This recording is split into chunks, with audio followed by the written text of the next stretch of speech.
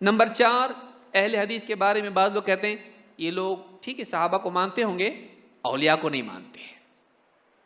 کیوں؟ یہ لوگ درگاہوں پہ نہیں جاتے، یہ لوگ درگاہوں پہ جا کے سجدے نہیں کرتے، یہ لوگ درگاہوں پہ جا کے کندوری نہیں کرتے، تو یہ اولیاء کو نہیں مانتے۔ کس نے کہا ہم اولیاء کو نہیں مانتے؟ اگر اولیاء کو علی الاطلاق کوئی آدمی نہ مانے تو ایسا آدمی قرآن کو ماننے والا نہیں ہے۔ جو آدمی اولیاء کے مقام ہی کا انکار کر دے، ایسا آدمی قرآن کا انکار کر رہا ہے۔ کیوں؟ قرآن میں اللہ تعالیٰ فرماتا ہے الا ان اولیاء اللہ لا خوف علیہم ولا هم یحزنون، خبردار اچھی طرح جان لو، الا ان اولیاء اللہ، اللہ کے اولیاء، ان اولیاء اللہ لا خوف علیہم، ان پر کوئی خوف نہیں، ولا هم یحزنون، اور نہ وہ غمگین ہوں گے۔ آخرت میں اللہ تعالیٰ ان کو خوف سے امن دے دے گا جبکہ دوسرے لوگ ڈر رہے ہوں گے۔ اللہ تعالیٰ ان کو غم سے نجات دے دے گا جبکہ دوسرے لوگ غم میں ہوں گے۔ اللہ نے اپنے اولیاء کے لیے ان دونوں چیزوں کا وعدہ کیا ہے، مستقبل کا خوف نہیں، ماضی کا غم نہیں، آنے والے وقت کے لیے ڈر نہیں، اور گزرے ہوئے چیزوں کا، کھوئی ہوئی چیزوں کا غم نہیں۔ اللہ تعالیٰ نے خوف اور غم سے ان کو نجات دی۔ ہم کیسے نہیں مانیں گے اولیاء کو؟ تو قرآن میں آیا ہے۔ لیکن بہت سارے لوگ یہ آیت پڑھتے ہیں، اگلا حصہ نہیں پڑھتے۔ آگے کیا ہے؟ الذین آمنوا وکانوا یتقون۔ اولیاء کون؟ اولیاء کون؟ الذین آمنوا وکانوا یتقون۔ اللہ کے اولیاء وہ ہیں جو ایمان لائیں اور تقوی والی زندگی گزارتے رہے۔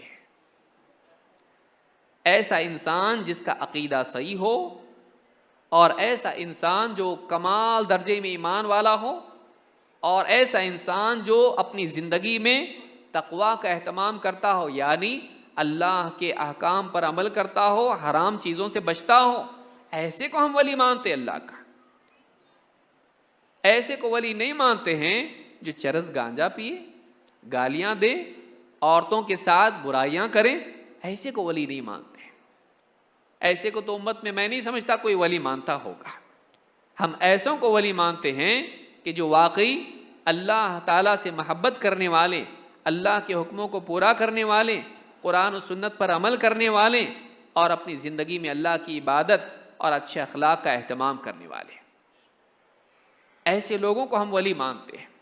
اور کسی بھی ولی کی شان میں گستاخی کو ہم برا مانتے ہیں۔ اللہ کے نبی صلی اللہ علیہ وسلم ایک حدیث میں، جو حدیث قدسی ہے، اللہ کا فرمان بیان کرتے ہیں، من عادى لی ولیا فقد آذنته بالحرب۔ امام البخاری نے اس کو روایت کیا ہے۔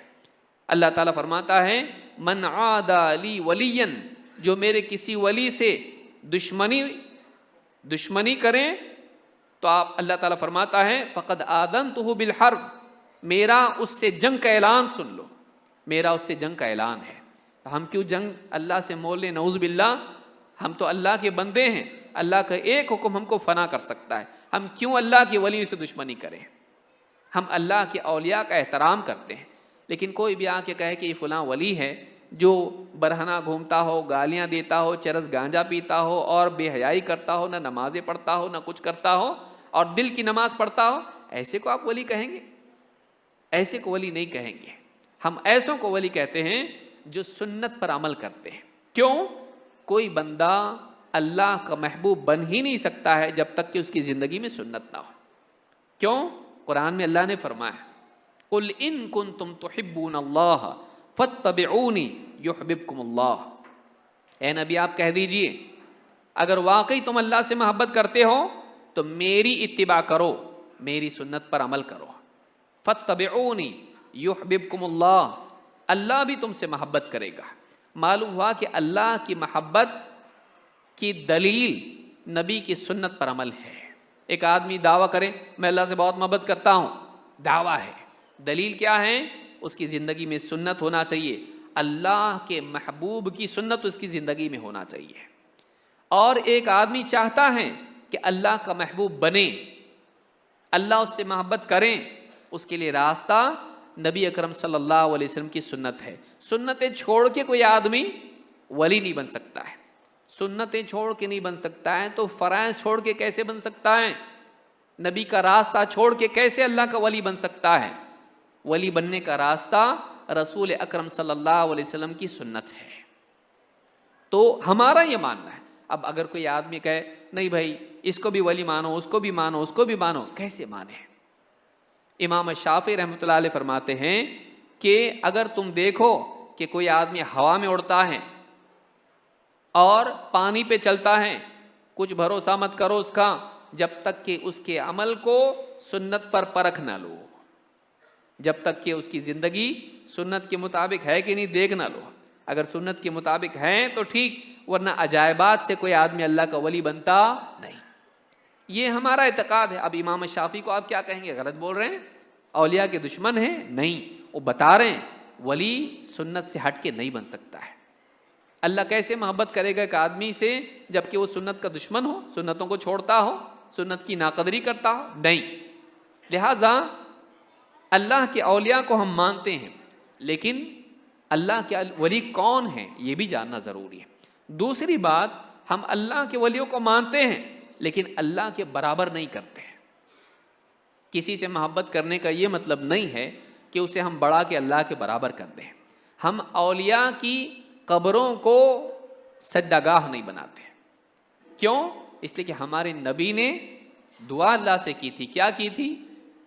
اللہ کے نبی صلی اللہ علیہ وسلم نے ان لوگوں کے لیے بد دعا کی جنہوں نے نبیوں کی قبروں کو سجدہ گاہ بنا لیا. لعنت اللہ علی الیہود والنصارى اتخذوا قبور انبیائہم مساجد. اللہ کی لعنت ہو یہود پر، نصارہ پر. کیوں؟ انہوں نے اپنے نبیوں کی قبروں کو سجدہ گاہ بنا لیا. نبیوں کی قبروں پر سجدے کرتے تھے، سجدوں کے لیے ان کو قبلہ بناتے تھے. تو قبروں پر سجدے کرنا، اس پر اللہ کے نبی صلی اللہ علیہ وسلم نے اپنی زندگی کے آخری ایام میں لعنت کی ہے. آخری ایام میں لعنت کی ہے. ہم وہ کام کیوں کریں بھائی جس پر اللہ کے نبی صلی اللہ علیہ وسلم کی لعنت ہو؟ اللہ کے نبی صلی اللہ علیہ وسلم نے فرمایا الا وان من كان قبلكم كانوا يتخذون قبور انبیائهم وصالحیہم مساجد. خبردار، تم سے پہلے جو لوگ گزرے ہیں ان کا حال یہ تھا کہ اپنے نبیوں کی اور اپنے صالحین کی قبروں کو مساجد بنا لیا کرتے تھے، ان پر سجدے کرتے تھے. الا فلا تتخذوا القبور مساجد. خبردار، قبروں کو سجدہ گاہ نہیں بنانا، قبروں پہ سجدے نہیں کرنا. انی انہاکم عن ذلک، میں تمہیں اس سے صاف منع کر رہا ہوں. اللہ کے نبی صلی اللہ علیہ وسلم نے اس سے ہم کو منع کیا ہے. اولیاء کی تعظیم ہو لیکن اللہ کی طرح نہیں، ان کو اللہ کے برابر نہیں بنا سکتے. قرآن کریم میں ہم کو ہر رکعت میں سورہ فاتحہ پڑھنے کا حکم دیا اللہ کے نبی صلی اللہ علیہ وسلم نے. لا صلاۃ الا بفاتحۃ الکتاب، بغیر سورہ فاتحہ کی نماز نہیں. سورہ فاتحہ میں کیا ہے؟ ایاک نعبد و ایاک نستعین. اے اللہ ہم تیری ہی عبادت کرتے ہیں اور تجھی سے مدد طلب کرتے ہیں. ہم کو یہ سکھایا گیا اللہ کے سوا کسی کی عبادت نہیں اور اللہ کے سوا کسی کو کسی سے استعانت نہیں، اللہ تعالیٰ ہی سے مدد مانگی جائے گی. تو یہ جو عقیدہ ہے ہمارا ہے کہ اولیاء کا احترام ہو، ان سے محبت ہو، ان کی تعلیمات کا پاس و لحاظ ہو، ان کے لیے دعا ہو، رفع درجات کی دعا ہو. لیکن اولیاء کو اللہ کے برابر نہیں کر سکتے ہیں، ان کی عبادت نہیں کر سکتے ہیں، ان کو اپنا رب نہیں بنا سکتے ہیں، ان سے مانگ نہیں سکتے ہیں کہ ہم کو یہ عطا کرو. اگر ایسا ہوتا، اگر ایسا صحیح ہوتا تو اللہ کے نبی صلی اللہ علیہ وسلم کی قبر پر جا کر صحابہ مانگتے کہ ہم کو فلاں چیز دیجیے. کیوں نہیں مانگا صحابہ نے؟ ایک عورت اللہ کے نبی صلی اللہ علیہ وسلم کی خدمت میں آئی اور کوئی چیز اس نے مانگی آپ سے، آپ کے پاس اس وقت جو وہ چیز نہیں تھی، آپ نے کہا بعد میں آنا، بعد میں آنا. اس عورت نے کہا اگر میں بعد میں آؤں اور آپ کو نہ پاؤں تو؟ اور صحابی کہتے ہیں کہ آپ، اس عورت کی مراد یہ تھی کہ اگر آپ کے پاس آؤں اور آپ کی وفات ہو گئی ہو تو میں کس کے پاس کیا کروں میں؟ آپ نے فرمایا ابو بکر کے پاس جانا، ابو بکر کے پاس جانا. امام بخاری نے اس کو روایت کیا ہے، ابو بکر کے پاس جانا. یہ نہیں کہا کہ میری قبر پر آنا، میری قبر پر آ کر مجھ سے مانگنا، نہیں کہا. آپ صلی اللہ علیہ وسلم بہت سخی تھے اور آپ خود دیتے تھے، لیکن آپ نے اپنی وفات کے بعد کس کے پاس جانے کے لیے کہا؟ ابو بکر صدیق رضی اللہ تعالیٰ کے پاس، اپنے پاس قبر پر نہیں بلایا۔ یہ طریقہ نبی صلی اللہ علیہ وسلم کا نہیں تھا، نہ یہ صحابہ کا تھا، نہ یہ صحابہ کا تھا۔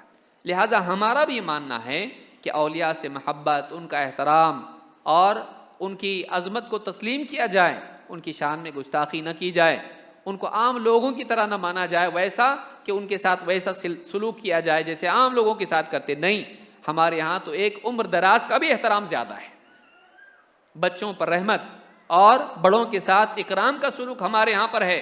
تو جو اللہ کے ولی ہوں، بزرگ بھی ہوں اور دینی اعتبار سے اور تقویٰ کے اعتبار سے بھی اونچے ہوں، ان کا کتنا احترام ہوگا، ہم ان کا احترام کرتے ہیں۔ ایسا آدمی برا آدمی ہے جو اولیاء کی شان میں گستاخی کرتا ہے۔ تو اہل حدیث کا یہ موقف ہے، تو یہ بات غلط ہے کہ ہم اولیاء کو نہیں مانتے۔